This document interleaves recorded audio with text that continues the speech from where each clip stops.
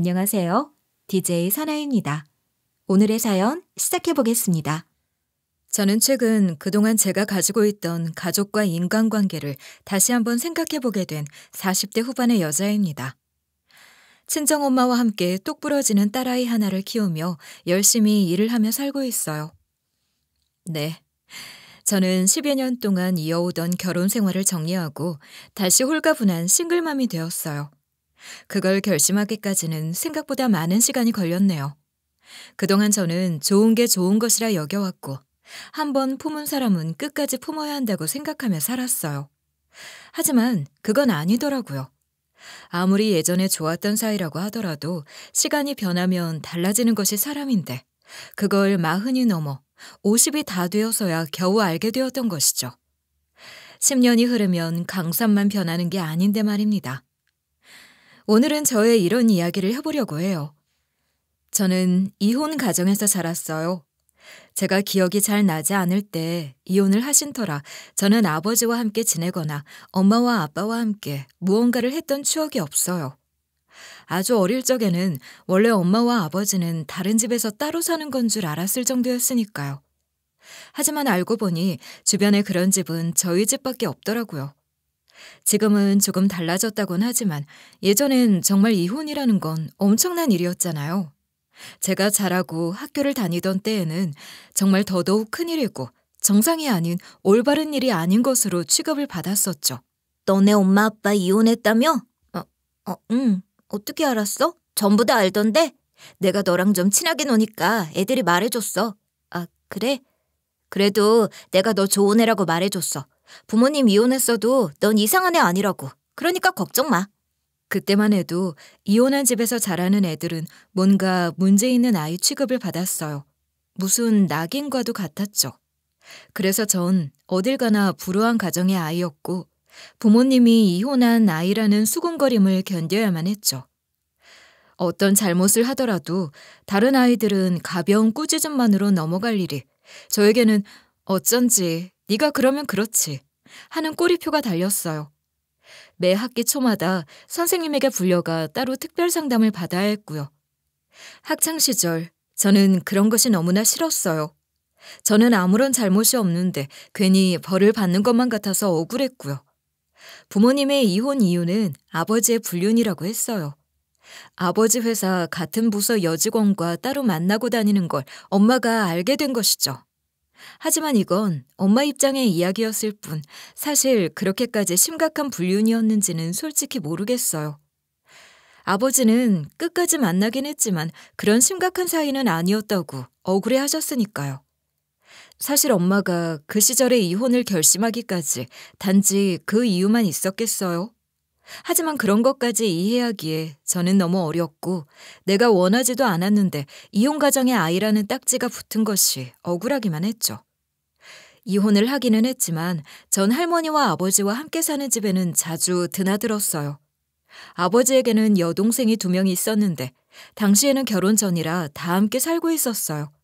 그래서 제가 친가에 가면 할머니와 고모들이 절 반겨주셨어요.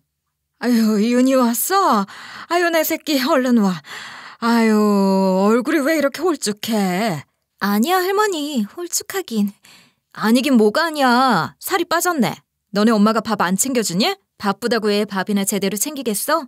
갈비 재워놨으니 밥 먹자. 아니라니까. 엄마 밥 잘 챙겨줘. 중학생이면 한창 먹을 땐데.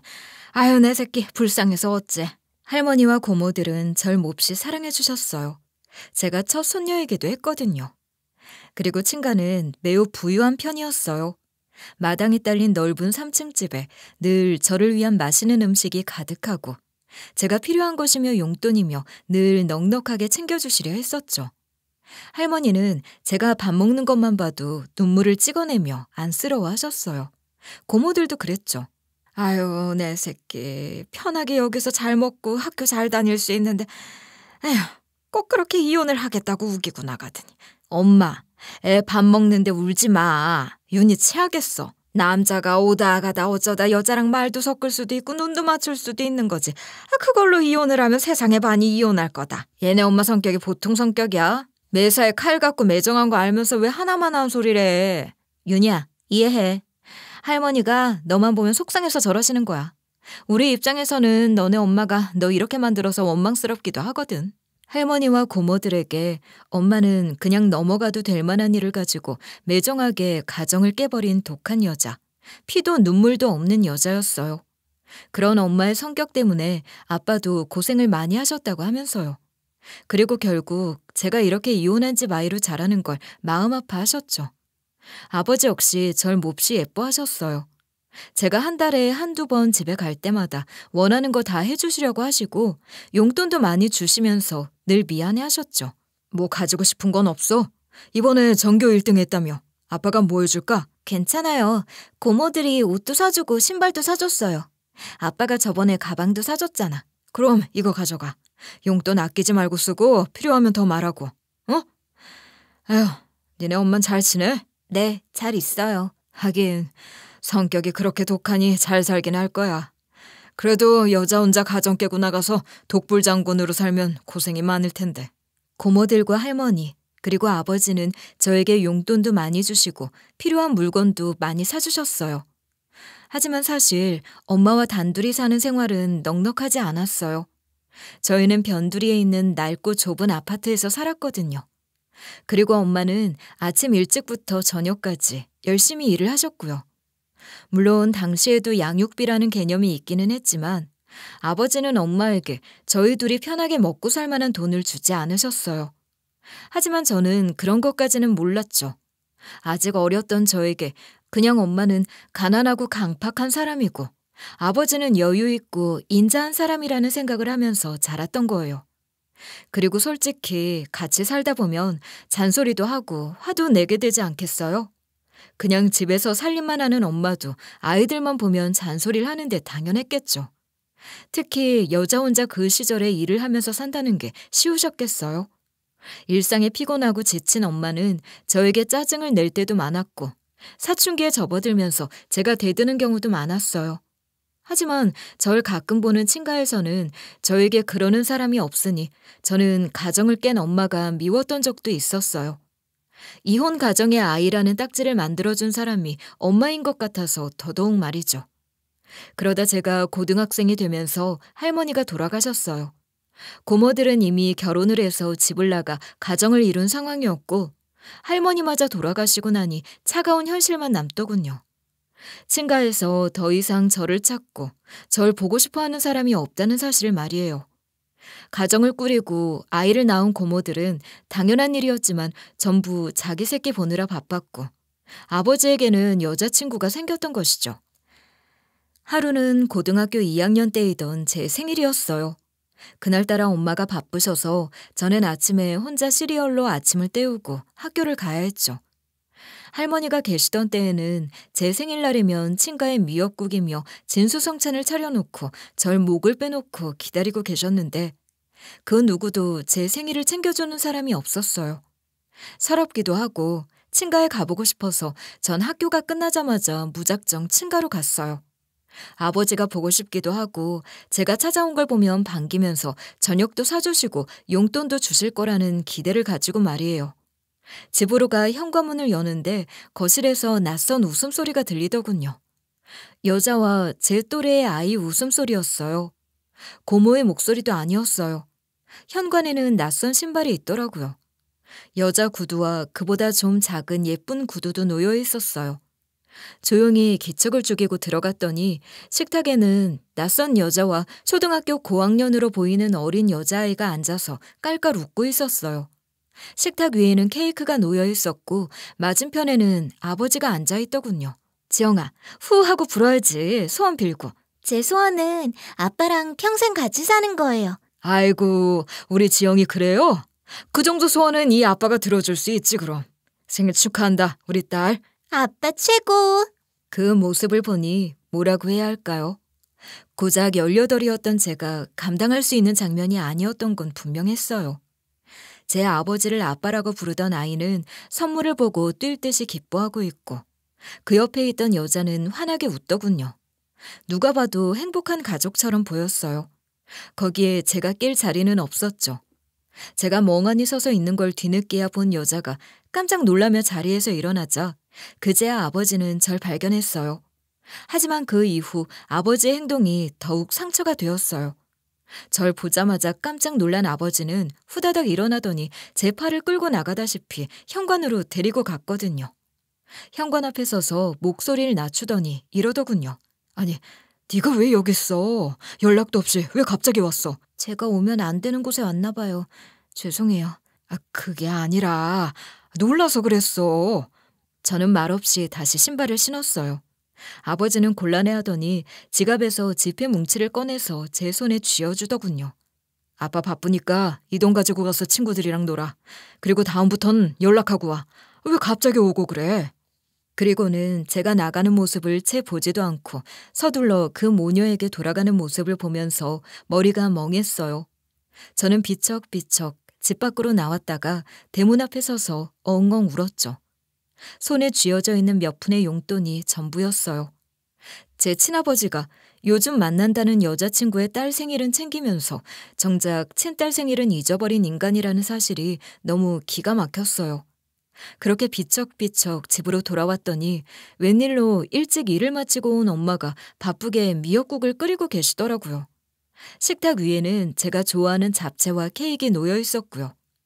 제가 들어가자 엄마는 저에게 폭풍 잔소리를 하시기 시작하셨어요. 너는 이 지지배야. 학교 끝나면 바로 와야지 어딜 갔다가 이제 와. 공부는 안 하고 생일이라고 어디가 놀다 왔지? 아니야, 그냥 좀. 너 얼굴이 왜 그래? 무슨 일 있어? 친구랑 싸웠어? 배고파서 그래. 아유, 아직도 애야. 얼른 손 씻고 와. 너 좋아하는 불고기도 했어. 저는 그날 결심했어요. 절대로 엄마를 놓지 않겠다고 말이죠. 그리고 그제야 가정을 깨뜨린 사람은 엄마가 아니라 아버지라는 것을 그제야 깨달았던 것이에요. 그 이후로 저는 다시는 그 집에 가지 않았어요. 그리고 이혼 가정에서 자란 불우한 애라는 딱지를 떼기 위해 더더욱 미친 듯이 공부만 했고요. 그렇게 저는 명문대 법대의 합격증을 손에 쥐게 되었던 것이죠. 제가 대한민국 최고의 명문대 법대에 갔더니 가장 좋아하면서 온 동네방네 자랑을 하고 다니는 사람은 다른 사람이 아니라 아버지였어요. 다들 얼마나 부러워했는지 몰라. 내 동기 중에 내가 제일 자식 농사를 잘했다고 그러더라니까. 네, 그러셨어요? 너무 기분 좋아. 장하다 내 딸. 다들 어쩜 그렇게 딸을 잘 키웠냐고 그러더라고. 내가 팀원 전부 데리고 가서 소고기를 샀잖아. 그 말만 들으면 꼭 절 키운 사람이 아버지인 줄 알 정도로 얼마나 떠들고 다니시던지. 사실 당연한 일이기도 하고 저로서는 나쁜 일은 아니었지만 솔직히 기분은 별로였어요. 저는 그때 이미 알고 있었거든요. 절 키우고 뒷바라지한 사람은 아버지가 아니라는 사실을요. 제가 공부하느라 힘들어할 때 직장 생활을 하면서도 뒷바라지를 전부 다 해준 사람도 엄마고 학원비를 다 내준 사람도 전부 엄마인데 말이죠. 게다가 더 어이없는 일도 있었죠. 아빠, 저 첫 학기 입학금이랑 등록금이 꽤 되더라고요. 뭐? 등록금? 너네 엄마는 뭐하고? 엄마가 낸다고 하는데 한 번에 목돈이 들어가서요. 아빠, 죄송하지만 좀 보태주시면 안 돼요? 아니, 등록금도 감당이 안 될 정도야? 네 엄마는 뭐 했어? 그 정도면 대학을 괜히 간 거 아니야? 일단 알았어. 이제 와서 대학을 괜히 간 거 아니냐니 기가 찼어요. 거기에 아버지가 보내온 돈 액수를 보고 더 어이가 없었어요. 고작 100만 원. 등록금의 반의 반도 안 되는 금액이었어요. 자기 팀원들은 한우집에 가서 고기 사 먹일 돈은 있었으면서 첫 대학 등록금 부탁을 했더니 돌아온 차가운 대답에 돈 100만 원을 보니 과연 내 아버지라는 사람은 친딸을 어떻게 생각하는 것일지 궁금하기까지 하더라고요. 내가 어이없어 했더니 엄마는 오히려 웃어넘기더라고요. 그 인간이 원래 그래. 돈도 많으면서 양육비 아까워서 매달 30만 원 보낸 인간이야. 30만 원? 그걸로 여자 혼자 애를 데리고 어떻게 살라고. 그것마저도 매달 따박따박이라도 보낸 줄 아니? 등록금 걱정하지 마. 왜 네가 그런 걱정을 해? 너무 큰 돈이라 그렇지. 엄마 혼자 힘들잖아. 당연히 아빠가 적어도 반은 보태주실 수 있는 거 아니야? 기대하지 마. 그러면 실망도 안 하잖아. 그리고 네 등록금 엄마가 알아서 해. 걱정 말고 넌 공부나 해. 너 아직 어려. 그런 걱정은 엄마가 할 일이야. 저는 그 말을 듣고 정말 이를 악물고 공부만 했어요. 저는 어떻게든 빨리 사법고시에 합격을 하고 싶었어요. 그래야 엄마의 고생을 제가 덜어줄 수 있으니까 말이죠. 그래서 장학금을 받으며 대학 생활을 마치고 졸업을 하자마자 신림동 고시원으로 들어갔죠. 당시에는 사법고시든 행정고시든 고시 공부를 한다고 하면 신림동 고시원에 들어가 공부를 할 때였으니까요. 낡고 좁은 고시원에 들어가 낯선 고시원 생활을 하던 중 저는 길에서 우연히 대학 선배를 만났어요. 저보다 2살 많은 선배로 학교 다닐 때는 오며 가며 인사만 하던 사이였죠. 너 윤희 맞지? 오랜만이다. 너도 여기 있어? 네. 선배님도 여기서 공부하세요? 저는 저번 달에 들어왔어요. 그렇구나. 독서실 가? 가자. 내가 거기 총무랑 친해서 내가 좋은 자리 잡아줄 수 있어. 그 선배는 저보다 2년 먼저 들어와 공부를 하는 중이라고 했어요. 이미 2년 정도 지내다 보니 어디 식당이 싸고 맛있는지, 어떤 수업을 들어야 효과가 좋은지, 어디 독서실이 조용하고 공부 분위기가 좋은지를 잘 알더라고요. 고시 공부라는 것이 늘 외롭고 불안한 생활이잖아요. 그나마 아는 사람을 만나니 정말 의지가 많이 되었어요. 선배와 전 서로 의지하면서 열심히 공부를 했어요. 저는 고시원에서 공부를 한 그해 겨울에 치러진 사법시험에 합격했어요. 1년 만에 합격을 한 것이죠. 하지만 선배는 떨어졌어요. 아주 아슬아슬한 점수 차이로 떨어진 것이라 뭐라 위로를 할 말이 없더라고요. 하지만 선배는 오히려 담담하게 일했어요. 이번에도 떨어지면 군대를 가기로 아버지와 약속을 했어. 군대를 간다고요? 사실 내가 합격을 하고 이야기를 하려고 했는데 윤희야, 내 마음 받아줄 수 있어? 네? 사실 나 너 좋아해.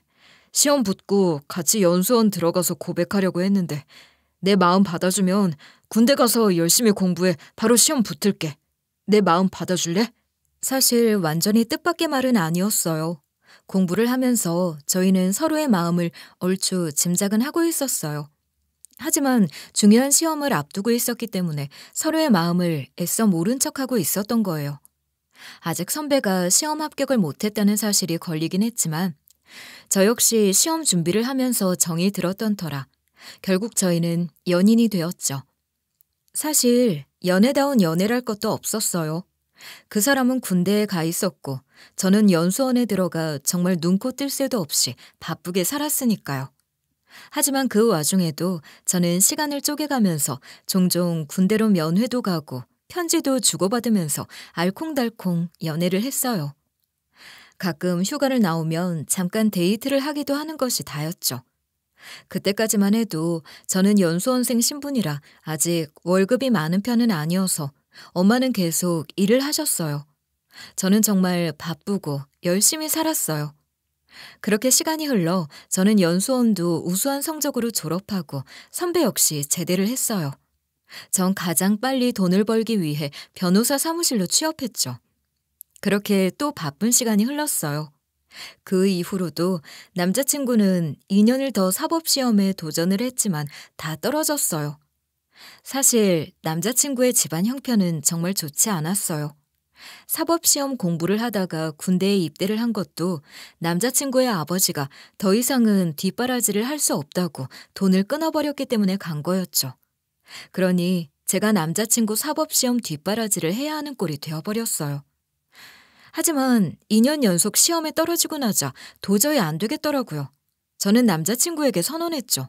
나 더 이상 오빠 뒷바라지 하는 거 못해. 나도 내 코가 석자야. 나도 우리 엄마 쉬게 하고 싶어. 자기야, 부탁이야.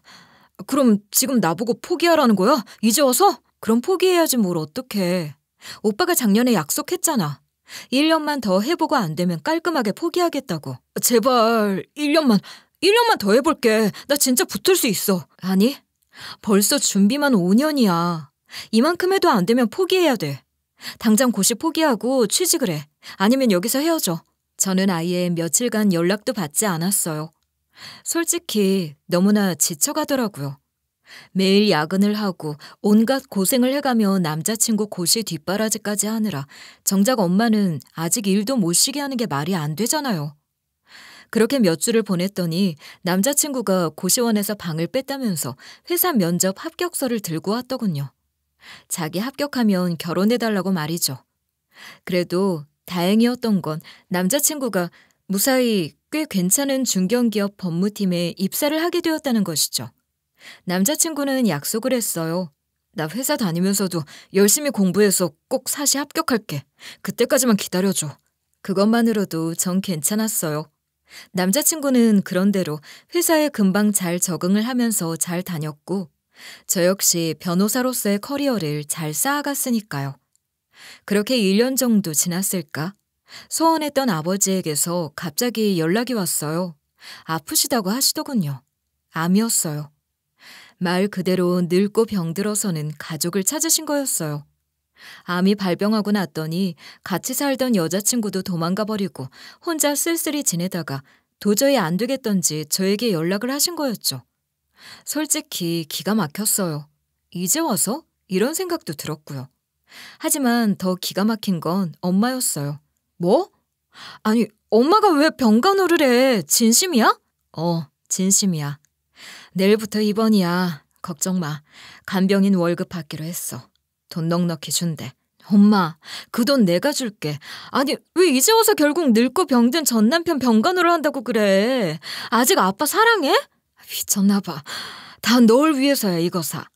내가 이렇게라도 마지막에 붙어있어야 저 인간 재산 네가 받아. 혼자 죽으면 네 고모년들이 재산 너한테 한 푼이라도 줄 것 같아? 그런 재산 필요 없어. 됐어. 엄마가 그 사람 병간호를 왜 해? 그랬더니 철석 엄마가 등짝을 때리시더라고요. 아우 아파 하고 짜증을 내자 엄마가 그러셨어요. 그래도 네 아빠야. 너도 응어리는 이제 털어. 그래도 네 아빠 너 많이 사랑해. 나도 내 새끼 아빠니까 돈도 받고 일한다 생각하고 보내주려고 하는 거야. 아무리 돈을 넉넉하게 받는다 하더라도 쉽지 않은 결정이잖아요. 이상한 상황이기는 했지만 엄마는 기꺼이 하셨죠. 엄마는 정말 넓고 큰 사람이었어요. 아버지는 하루하루 급격하게 쇠약해지셨어요. 그리고 돌아가시기 전에 제가 결혼하기를 너무나도 바라셨고요. 너 저번에 같이 온 남자친구 아빠는 마음에 든다. 아빠 욕심일 줄은 모르지만 죽기 전에 너 결혼하는 거 보고 눈 감는 게 소원이야. 무슨 결혼이야. 너 태어났을 때부터 네 손잡고 결혼식장에 입장하는 상상을 했었어. 윤희야, 아빠 손 한번 들어주면 안 되겠니? 아버지의 간절한 부탁과 이때다 싶었던지 남친도 프로포즈를 해와서 저는 결국 남자친구와 결혼 준비를 하게 되었어요. 엄마 역시 어차피 결혼을 할 거면 아빠 소원이라도 풀어주라고 하셨고요. 그렇게 결혼을 준비하다 보니 정말 남친 집은 정말 가난했어요. 아니, 가난한 게 문제가 아니라 그 가족들이 문제였어요. 어머니는 일찍 돌아가시고 아버지와 형이 있는데 아버지는 놀고 먹는 중이었고 형도 뭐 장사를 한다는데 크게 신통치 않아 보였어요. 해놓고 사는 모양도 너무 지저분하고 그냥 열심히 일을 하거나 성실하거나 이런 마인드가 아니었거든요. 하지만 결혼을 하기로 하자 아버지가 있는 돈 없는 돈 다 부어서 저희를 결혼시키셨어요. 집도 얻어주시고 예식 장비도 전부 다 내주셨고요. 사실 시간이 없어서 서둘러야 하기도 했거든요. 그 사이에 자신이 죽으면 전 재산은 저와 엄마에게 물려준다고 유서도 작성해서 전부 공증까지 다 마쳤죠. 그러고 났더니 엄마가 예상했던 일이 그대로 일어나더라고요. 그동안 병문안 한 번 온 적 없던 고모들이 병원으로 들이닥친 거예요. 오빠, 어떻게 그럴 수가 있어? 전 재산을 다 준다니. 이럴 순 없어. 어떻게 우리한테 이래? 니들이야말로 왜 이래? 결혼할 때 한 재산 떼어주고 엄마 돌아가실 때도 챙겨줬잖아. 그래도 저것들에게 고모들은 말도 다 못하고 바로 병실로 들어온 엄마에게 둘 다 머리채를 잡혀서 끌려나갔어요. 그리고 철썩철썩 싸다구를 한 대씩 맞았죠. 꺼져. 여기가 어디라고 감히 찾아와서 난리야? 니들 내 성격 잊었어? 뭐 저것들? 네 조카야 이년들아. 당장 꺼져. 고모들은 찍소리도 못하고 도망치더군요. 왜 제가 어릴 때 고모들이 엄마 성격이 보통이 아니라고 했는지 바로 알겠더군요. 엄마는 아빠에게 한 소리도 했어요. 이 병신아. 내가 그렇게 신우들에게 복 기고 할 때 한마디도 못할 때 내 편도 안 들어주더니 끝까지 휘둘려? 아직도 그러고 싶니? 아니야. 나도 혼냈어. 퍽이나. 암튼 난 그 꼴 못 보고 우리 딸 지킬 테니까 그렇게 알아. 한 번만 더 찾아오면 당신도 병원에다 그냥 버려둘 테니 알아서 처신해. 그렇게 저희는 결혼식을 올렸어요. 아버지는 쇠약한 몸이지만 제 손을 꼭 잡고 펑펑 우시면서 결혼식장에 입장을 하셨고요. 결혼식을 올린 지 딱 한 달 뒤 아버지는 돌아가셨어요. 돌아가시기 전 저와 엄마의 손을 꼭 잡고 미안하다는 말을 남기시고 말이에요. 그렇게 저는 아버지를 잘 보내드렸어요. 아버지가 돌아가시면서 남긴 재산은 솔직히 병원비를 빼고 나니 그리 큰 액수는 아니었어요. 나머지는 당장 처리하기 힘든 부동산만 있었고요. 아버지가 할머니와 사시던 집과 시내에 사놓고 새를 놓은 아파트가 2채 이렇게 있었는데 그것마저 세금이 많이 나와서 오히려 그 세금을 내느라 고생을 좀 했어요. 거기다 당장 팔 수도 없었죠. 유산으로 받은 걸 바로 팔면 세금이 배 이상 뛰더라고요. 저는 부동산을 엄마와 제가 반반씩 받는 것으로 명의를 올렸어요. 그래야 세금을 적게 내니까요. 그리고 조금 남은 돈과 제가 그간 모은 돈을 합쳐서 개인 변호사 사무실을 개업했어요. 오랫동안 계획했던 꿈이라 이 기회에 시작을 하는 것이 좋겠다 싶어서였어요.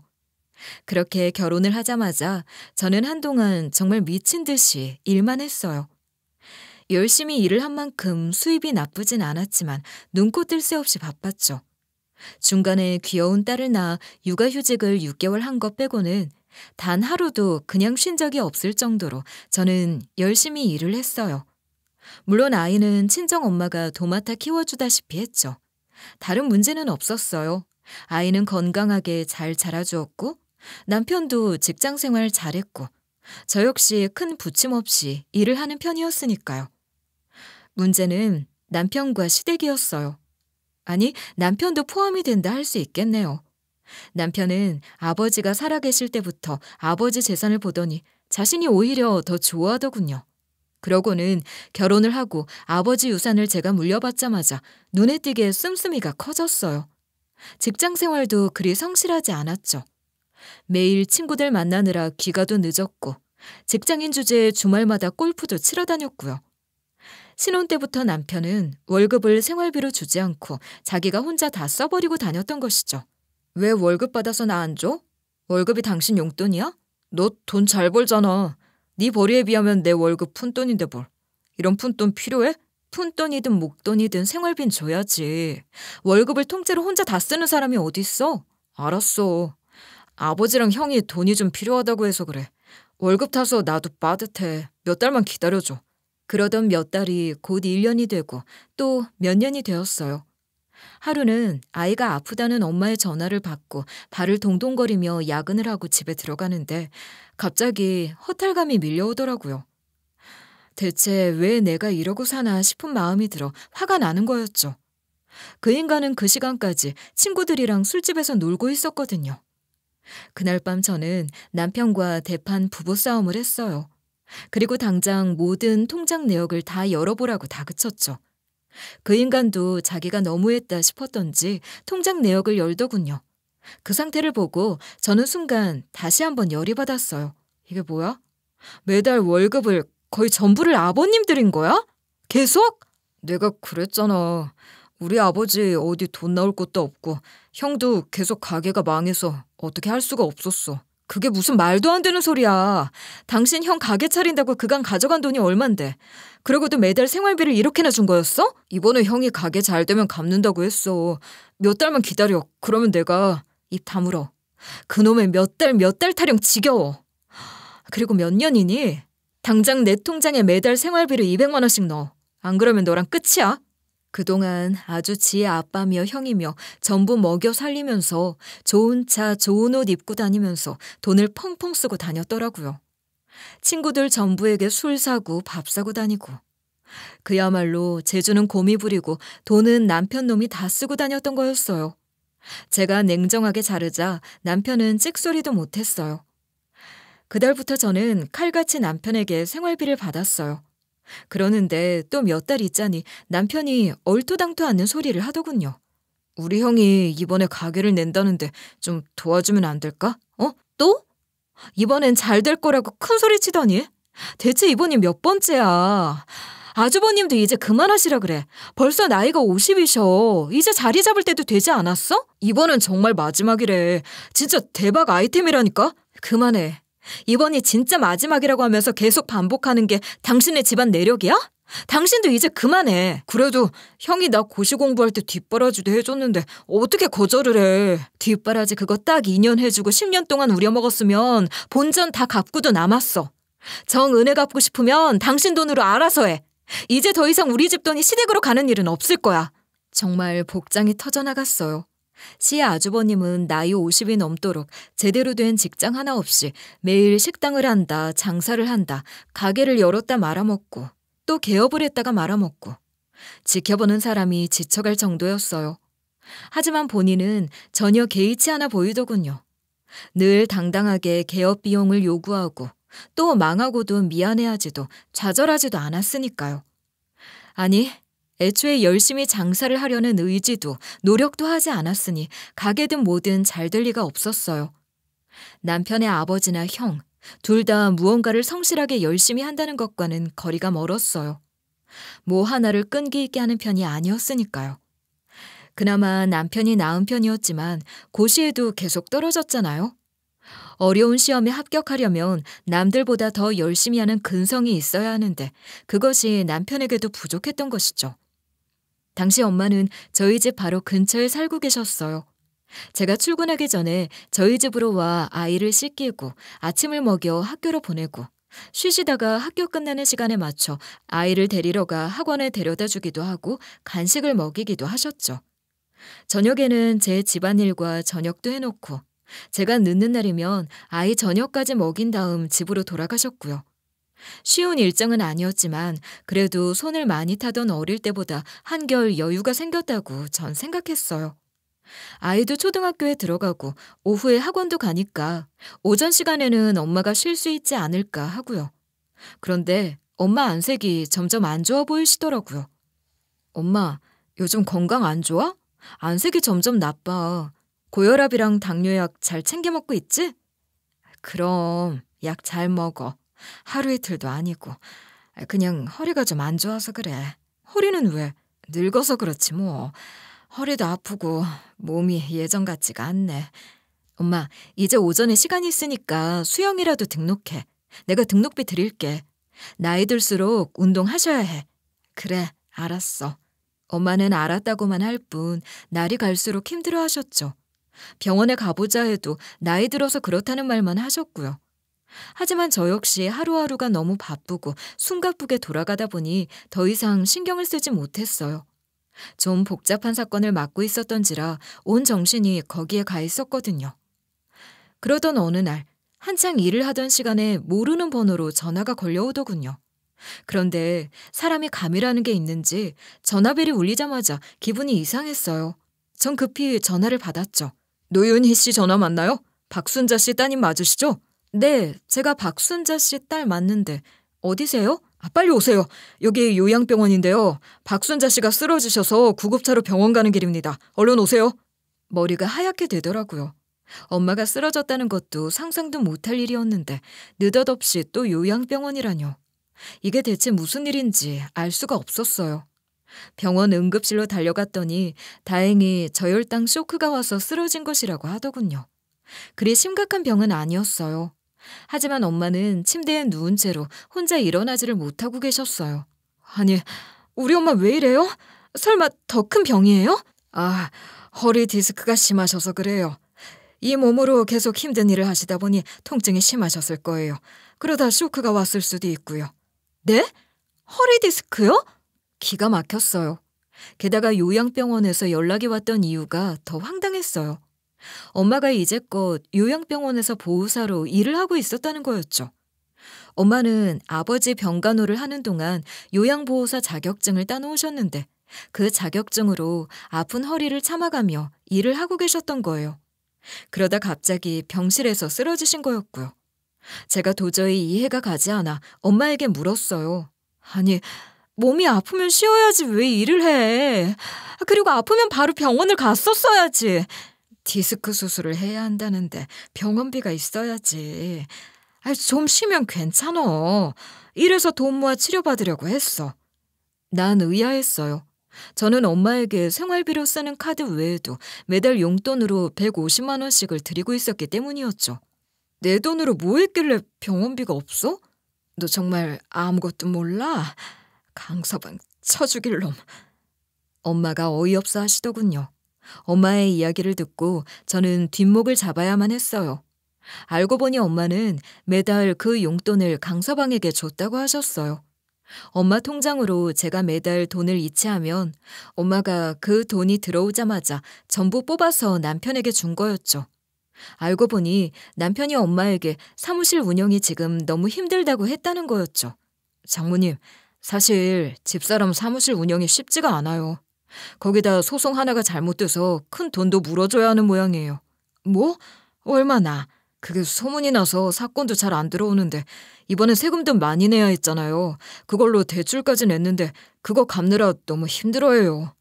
그런 일이 있는데 왜 말을 안 했어? 절대로 장모님에게 비밀로 해달라고 했어요. 그러니 절대 아는 티는 내지 마세요. 그러니 장모님이 몰래 좀 도와주세요. 제가 대출 이자라도 좀 갚으려고 해요. 상황 나아지면 곧 제가 더 갚아드릴게요. 그런 이야기를 하는데 너무 기가 막혔어요. 어떻게 인간이 그런 이야기를 했는지. 그 말을 듣고 엄마는 자신에게 들어온 한 달 용돈을 들어오자마자 전부 뽑아서 줬다고 했어요. 이체를 해준다고 했더니 그 꿈 알리면서 내가 알 수도 있으니 그냥 뽑아서 현금으로 달라고까지 했다더군요. 아니, 그걸 왜 나한테 확인도 안 하고 돈을 준 거야? 그 말을 믿었어? 믿었지. 나 때문에 아빠 유산을 받고 그 때문에 돈 고생을 한다는데 엄마가 어떻게 그걸 그냥 넘어가니. 내가 아빠가 남긴 현금으로 세금 거의 다 냈다고 했잖아. 세금 내고 나니 남는 돈은 없고 부동산만 건졌다고도 했잖아, 엄마. 내가 자세한 이야기를 알았니? 그냥 남는 거 없고 힘들다 해서 그런 사연이 있는 줄만 알았어. 정말 기절할 것만 같았어요. 당장 엄마 통장 조회를 해봤지만 이 인간이 현금으로 받아서 이체 내역도 남지 않았더군요. 이건 진짜 계획적인 것이었어요. 저는 악에 바쳤죠. 솔직히 결혼해 살면서 이혼 생각을 해본 적이 왜 없었겠어요. 그간 남편에게 실망한 적도 왜 없었겠어요. 하지만 큰 사고를 치는 것도 아니었고 무엇보다 내 딸의 아빠잖아요. 돈이야 제가 벌면 되고 엄마에게도 아이에게도 잘했으니 전 그간 참고 살았어요. 가정을 깨고 싶지 않았던 마음이 정말 컸던 것이죠. 이혼 가정이라는 굴레를 내 딸에게 다시 지우고 싶지 않았기 때문에. 오직 그 이유 하나 때문에 말이죠. 하지만 그런 생각으로 한번 맺은 인연을 쉽게 보지 않고 끌고 가려 했던 제 생각이 얼마나 어리석은 것이었는지 난 그제야 깨달을 수 있었어요. 사실 제 생각 자체가 틀린 거였어요. 애초에 엄마가 그리 쉽게 가정을 포기한 것도 아니었는데 말이죠. 전 아주버님에게 전화를 했어요. 그리고 모르는 척 물어보았죠. 아주버님, 장사는 잘 되세요? 이번에는 정말 잘하셔야 돼요. 제가 이번에 진짜 마지막이다 하고 큰 마음 먹고 대출해드린 거 아시죠? 지금 돈 좀 해줬다고 생색내는 거예요? 그거 얼마 된다고?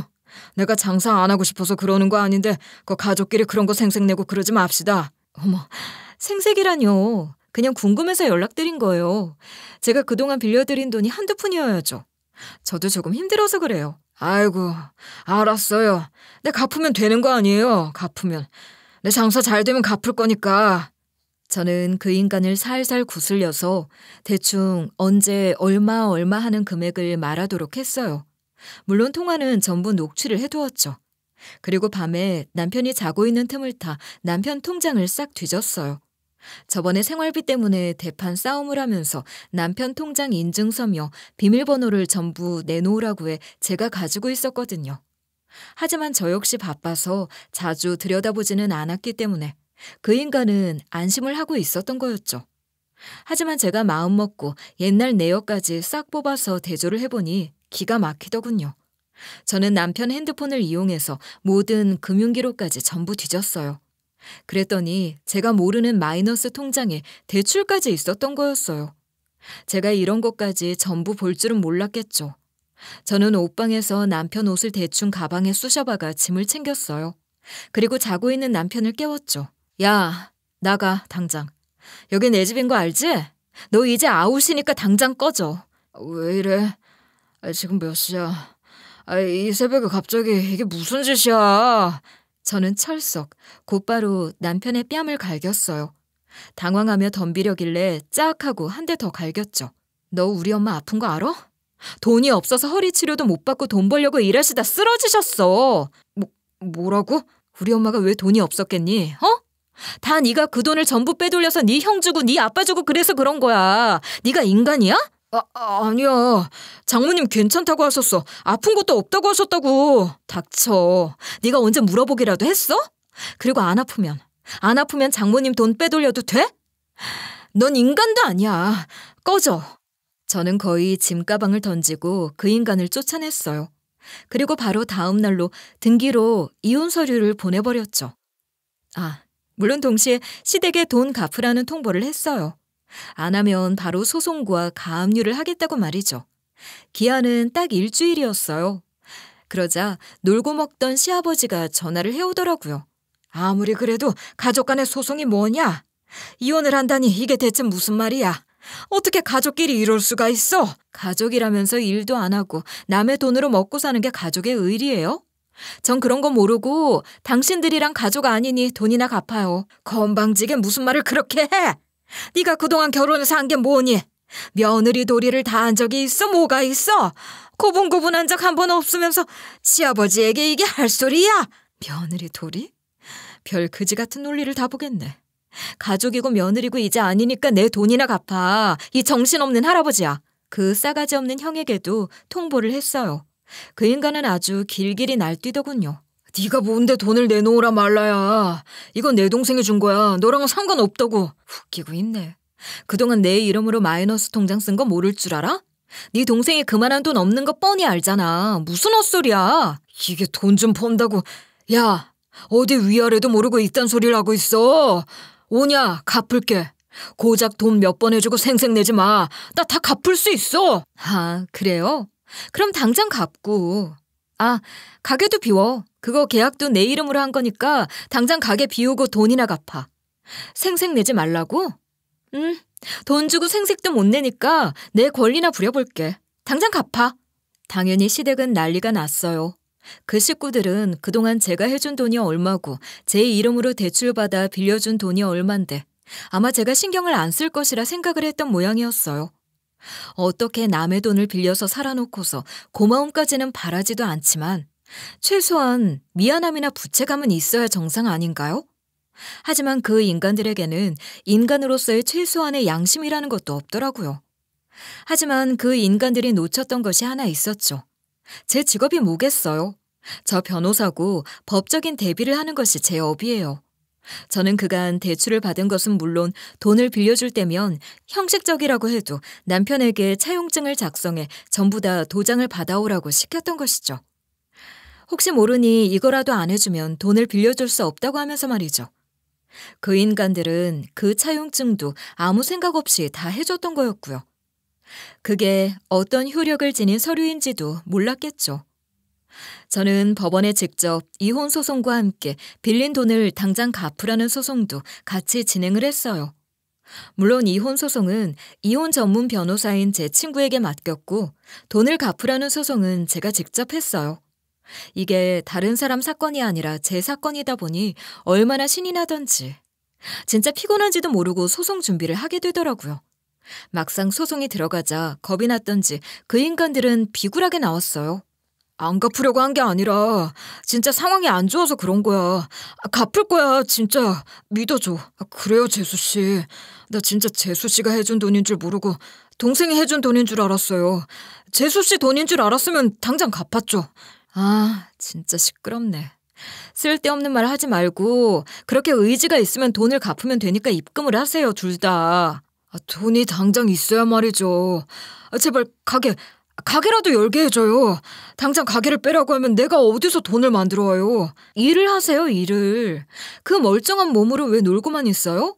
그리고 당신, 상황이 안 좋긴 뭐가 안 좋아. 월급 받잖아. 진짜 갚을 생각이 있긴 해? 저는 바로 시아버지와 아주버니가 살던 집에 차압을 걸었어요.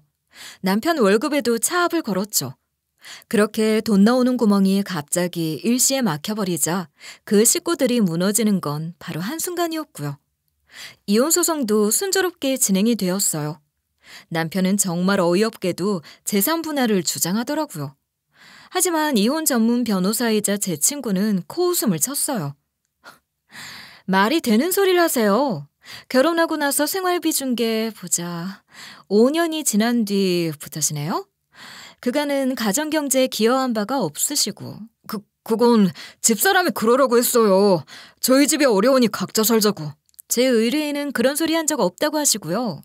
집도 의뢰인 아버님이 주신 집이고 생활비는 5년 있다가 내셨지만 그것도 빠진 달이 많은데 아이고 제 의뢰인 친정 어머니에게 돈을 오히려 받아가셨고 제가 힘들어서 그랬어요. 갚을 겁니다. 지금 저 여자가 제 월급도 차압을 했어요. 그건 다른 소송이니 거기서 알아서 하시고요. 지금 오히려 재산 분할은 제 의뢰인이 받으셔야 해요.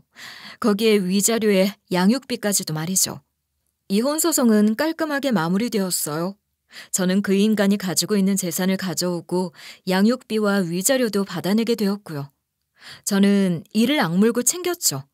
아주 마지막 한 푼까지도 닥닥 긁어서 다 챙긴 것이죠. 빌려준 돈도 마찬가지예요. 저는 계속 압류를 하고 경고장을 보냈어요. 그랬더니 그렇게 돈이 없다던 인간들은 내가 콩밥 좀 드셔야겠다고 했더니 어디선가 돈을 만들어 왔더라고요. 그리고 이자까지 쳐서 싹 갚았죠. 돈 만들어 오는 걸 보고 어찌나 어이가 없던지. 저는 그렇게 기생충 같던 인간들을 깨끗하게 제 인생에서 떼내어 정리했어요. 이혼을 마무리하고 부채금에 관한 소송을 마무리한 일은 개인적으로 저에게는 속 시원하고 후련한 일이었죠. 하지만 마음에 걸리는 일이 하나 있었어요. 바로 제 딸아이였죠. 부부 사이에 그 어떤 일이 있었다고는 하더라도 결국 제 딸은 이혼 가정의 딸로 살아야 하고 아빠와 떨어지게 된 거잖아요. 전 딸아이에게 미안했어요. 그렇다고 어떻게 말을 해야 할지도 모르겠더라고요. 소송이 얼추 정리가 된 날, 저는 사무실을 직원들과 다른 변호사들에게 맡기고 여행을 떠났어요. 엄마와 딸아이와 함께 말이죠. 넉넉히 일주일 동안 좋은 휴양지로 떠나 푹 쉬면서 솔직한 이야기를 했어요. 엄마와도 애써 모른 척하고 꺼내지 않았던 이야기를 했죠. 엄마가 그러셨어요. 난 이혼한 거 후회 안 해. 너에겐 미안하지만 난 다른 여자와 만나고 들어와서 아무렇지도 않아 하는 남자와 살기 싫었다. 시댁 식구들도 싫었고. 난 솔직히 엄마가 드세서 그랬다고 오해한 적도 있어. 괜찮아. 그때는 다 참고 살았던 때니까 내가 드세서 그런 거 맞지 뭐. 너도 상처받으면서 컸잖아. 하지만 당당하게 살아야지 싶었어. 너에게 그런 엄마가 되고 싶었고. 딸아이에게도 솔직하게 이야기를 했죠. 그간 왜 이혼을 하게 되었는지도 말이에요. 엄마 아빠는 이래서 이혼은 했지만 변한 건 엄마 아빠가 따로 산다는 것뿐이야. 그리고 혹시 상처받았다면 엄마가 미안해. 그걸 왜 엄마가 사과를 해. 잘못은 아빠가 훨씬 많이 했는데. 난 늘 엄마만 힘들고 고생하고 아빠만 행복해서 이상하다고 생각했어. 괜찮아. 정말 괜찮아? 엄마 아빠 이혼했으니 친구들이나 주변에서 뭐라고 하는 거 아닐까? 다 참. 요새 누가 그런 걸로 말을 해. 엄마 아빠가 이혼을 하든 안 하든 난 나야. 나 그런 거 신경 안 써. 우리 딸 어쩜 이렇게 어른스럽니? 가족은 전부 다 같이 행복해야 하잖아. 이제는 다 같이 행복한 것 같아서 좋아. 나 이해해. 걱정하지 마. 얼마나 대견하고 기특하던지. 딸아이는 어린 시절의 저보다 훨씬 성숙하고 훨씬 똑부러지고 나은 아이였어요. 정말 고맙고 또 기쁘더라고요. 그렇게 여행을 마치고 저는 엄마와 이사를 했어요. 살던 집을 팔고 아버지가 남긴 부동산을 전부 정리해 작은 건물을 산 거였죠. 물론 대출을 좀 내야 했지만 그래도 그 건물로 변호사 사무실을 옮기고 났더니 그동안 나가던 월세를 내지 않아도 되잖아요. 결과적으로는 오히려 더 나은 선택이었죠. 저희가 이사를 한 집은 아버지가 예전에 사놓았던 아파트였어요. 아버지가 남긴 부동산을 전부 정리를 하면서도 거기는 정리하기가 좀 그렇더라고요. 아버지가 그 집을 특별히 아낀다고 하면서 생전에 저에게 이랬거든요. 그 집은 내가 너랑 너네 엄마랑 같이 살려고 사놓은 집인데 이혼을 하게 돼서 차마 못 들어가고 세만 줬어. 언젠가는 엄마랑 들어가서 살아. 이 집으로 들어가서 살라고? 지금은 전세 계약이 남아서 신혼집으로 못하지만 꼭 팔지 말고 살아. 내가 너 키우며 살려고 엄청 신경 써서 샀던 집이야. 시간을 돌릴 수 있다면 절대로 어리석은 짓은 안 했을 텐데 정말 후회되는구나. 아버지가 행복한 가족을 꿈꾸며 샀던 집이라 차마 팔기는 그렇더라고요. 그 이야기를 했더니 쿨한 성격의 엄마는 이만한 집 없으니 들어가 살자고 하셨고요. 그 집은 학군도 좋고 주변 환경도 참 좋은 곳이었어요. 그 집에 살면서 그 동네에 있는 학교에 다닐 뻔했던 제가 이제는 커서 엄마와 그 집에 살면서 제 딸을 그 학교로 보내게 되다니 참 기분이 이상했죠. 딸아이는 한 달에 한 번 남편을 만나러 가곤 해요. 면접 교섭관이 있으니까요. 하지만 늘 아빠를 만나러 가더라도 약속했던 시간보다 훨씬 이른 시간에 자신을 데리러 오라는 전화를 하고는 해요. 그리고 이러더라고요. 엄마, 할아버지랑 삼촌은 아직 정신 못 차린 것 같아. 아빠도 마찬가지야. 진짜 어쩌시려고 저러나. 왜? 맨날 엄마 욕해? 욕만 하면 그러려니 하겠는데 자꾸 본인들 저렇게 사는 게 다 남 탓이야. 엄마 탓, 우리 외할머니 탓. 그러다 서로 탓을 하고. 듣기 싫어 죽겠어. 한심하더라고요. 고작 한 달에 한 번 보는 딸아이와 좋은 시간이나 보내고 추억을 만들어도 모자랄 판에 헛소리나 하고 있으니 기분이 좋을 리 있겠어요.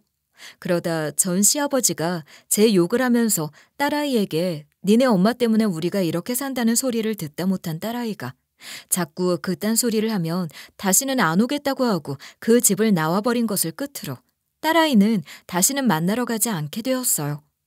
전 시부는 청소일을 다니고 전 남편 형은 일용직을 나가기는 하는데 매일 힘들어 죽겠다는 둥 어쩐다는 둥 그러고 사는 모양이더라고요. 전 남편 역시 일이 고되고 힘들어서 시간이 없다는 핑계를 대면서 딸아이를 제대로 만나러 오지도 않았고요.